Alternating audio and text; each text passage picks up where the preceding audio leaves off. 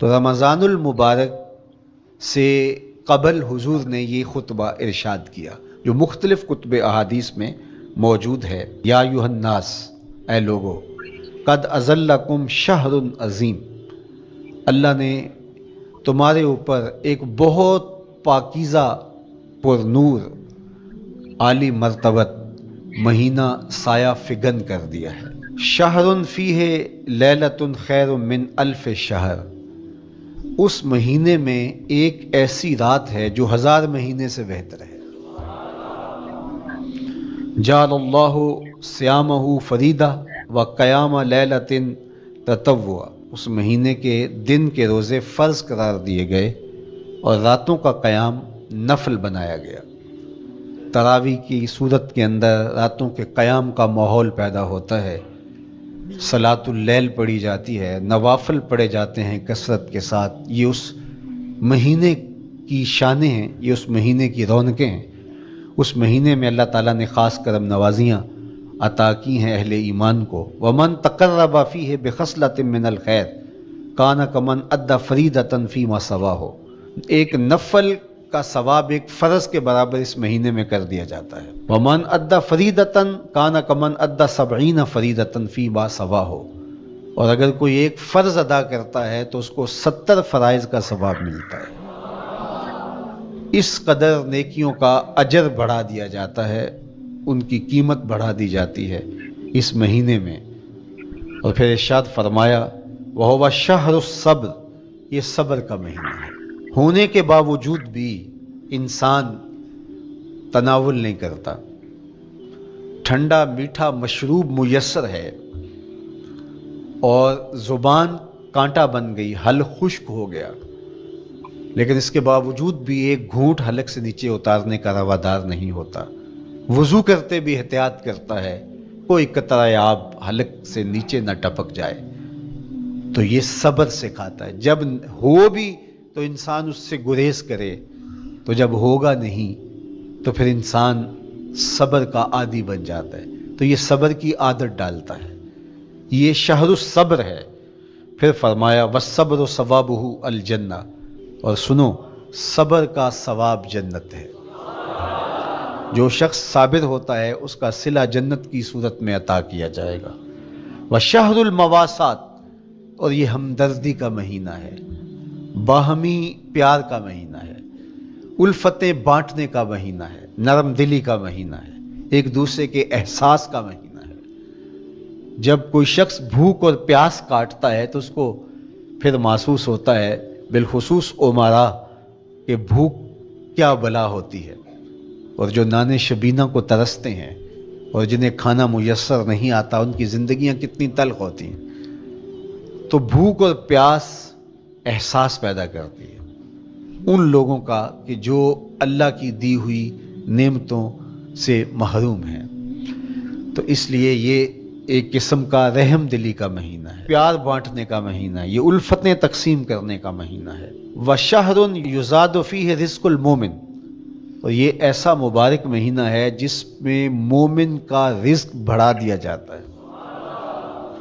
روزہ کھانا بچانے کے لیے یہ اخراجات کم کرنے کے لیے نہیں ہے، بلکہ اس میں آپ کا رزق اور بڑھ جاتا ہے۔ ایسی ایسی نعمتیں کھانے کو ان لوگوں کو بھی نصیب ہو جاتی ہیں عام دنوں میں جو ان کا مقسوم نہیں ہوتی۔ دسترخوان لگتے ہیں، افطاریاں ہوتی ہیں، سحری کے لمحات ہوتے ہیں، کوئی کسی کو ویسے کھانا کھلائے تو اس دسترخوان پہ کھانے کے لیے آنا اس کا اور رنگ ہوتا ہے، لیکن افطار کا دسترخوان جب بچھتا ہے اور لوگ جب اس کے اوپر آتے ہیں، امیر بھی آتے ہیں، غریب بھی آتے ہیں، تو اللہ کی دی ہوئی نعمتیں جو دسترخوان پہ پڑی ہوتی ہیں ان کو اٹھاتے ہیں، کام و دہن کی تسکین کا سامان کرتے ہیں، عزت نفس بھی مجروح نہیں ہوتی اور طرح طرح کی نعمتیں کھانا بھی دستیاب ہو جاتی ہیں۔ تو یہ ایک مہینہ ہے مواسات کا، اس میں رزق بڑھ جاتا ہے، غرباء تک بھی اللہ کی نعمتیں وہ پہنچتی ہیں جو عام دنوں میں ان کو میسر نہیں ہوتی، اور امراء بھی نعمتوں کا لطف لیتے ہیں۔ نعمتوں کا مزہ انہیں آتا ہے اس لیے کہ بھوک کاٹنے کے بعد جب ان کو نعمت میسر آتی ہے تو پھر انہیں احساس ہوتا ہے. جو شخص ہر وقت سیراب رہتا ہے تو اس کو کیا پتا کہ شدید بھوک کے بعد کھانے کا لطف کیا ہوتا ہے.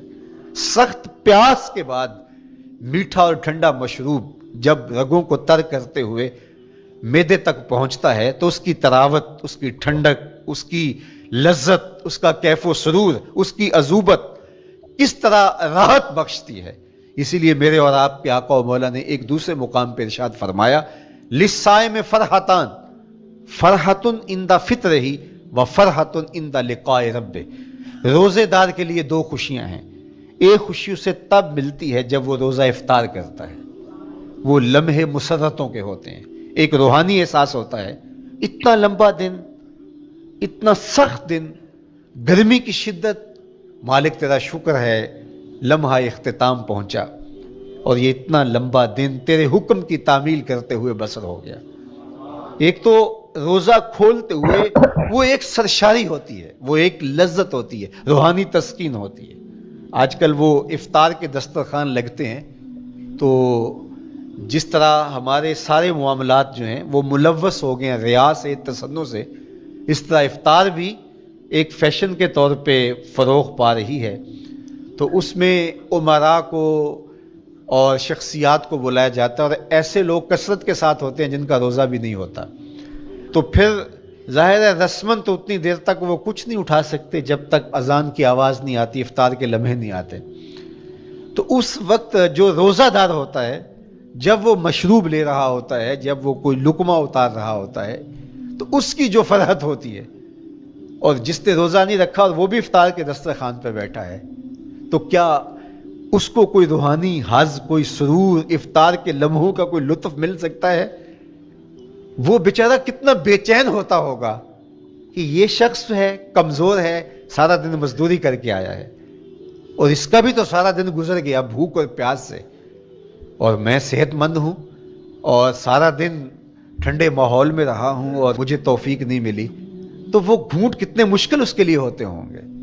اور روزہ دار کے لیے کس قدر وہ آسودہ بخش لمحے ہوتے ہیں کہ جب اس کو یہ مسرت ہو رہی ہوتی ہے کہ مالک تیرا شکر، گرم موسم، زباں کانٹا، حلق خشک، اور تو نے تکمیل تک لمحے پہنچائے اور میرا دن خیریت سے گزر گیا.